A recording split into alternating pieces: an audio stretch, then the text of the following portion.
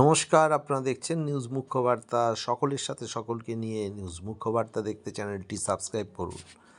কাশীধামে অবস্থানকালে রাষ্ট্রীয় সচিব শ্রী মহন্ত রঞ্জিতানন্দ গিরিজি মহারাজ কাশীধামের মাহাত্ম্য সম্বন্ধে এক একান্ত সাক্ষাৎকারে কি জানিয়েছেন তা তুলে দেওয়া হলো। ব্যুরো রিপোর্ট, নিউজ মুখ্যবার্তা। জয়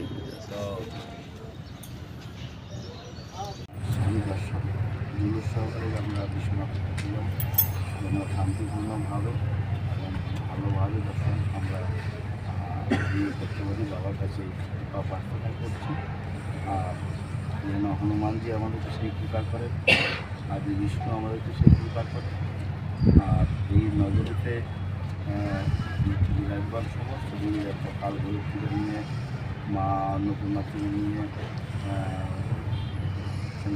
হনুমান মূর্তিকে নিয়ে সমস্ত বিশ্ব দেবী দেবতারা আমাদেরকে আশীর্বাদ প্রদান করবেন, কৃপা প্রদান করবেন, যেন আমরা আগামী কুলি পর্যন্ত কাশীরানী থেকে সাধন ভজন করতে পারি, মা গঙ্গার নৃত্য দর্শন করতে পারি, মা গঙ্গা নৃত্য স্নান করতে পারি এবং কাশী বিশ্বনাথের দর্শন মহাশিবরাত্রি পূরণ করতে পারি। আর এখান থেকে যেন বিশ্ববাসী মঙ্গল কামনা করতে পারি। এই কৃপা আমাদের দর্শন করবেন, আমাদের আগাতে এবং আমাদের পৃথিবীতে পরমাত্মা আমাদের যে ঈশ্বর ইষ্ট দেবতা ভগবান দত্তাত্রী আমাদেরকে এই কৃপা পোষণ করবেন। আমরা এই সময় বসে সৎসঙ্গ করছি যে কাশীধাম হল পৃথিবীর আদি নগরী, আদি বসানো গ্রামের সর্বশেষের বসানো গ্রাম শহর নগরী। তো এই নগর স্বয়ং শিব প্রথম বসিয়েছিল পৃথিবীতে এবং কথায় আছে যে এই কাশীনগরী ত্রিশূলের উপরে বসে আছে, আবার কেউ বলছে শিবলিঙ্গের উপরে বসে আছে।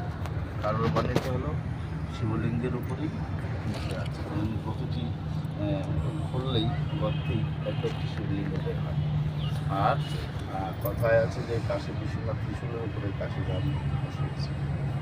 তো সেই জায়গায় এসে এখানে যদি কেউ গত হয় বা দাহ হয় তাহলে সরাসরি কৈলাস প্রাপ্তি হয়, শিবলোক প্রাপ্তি।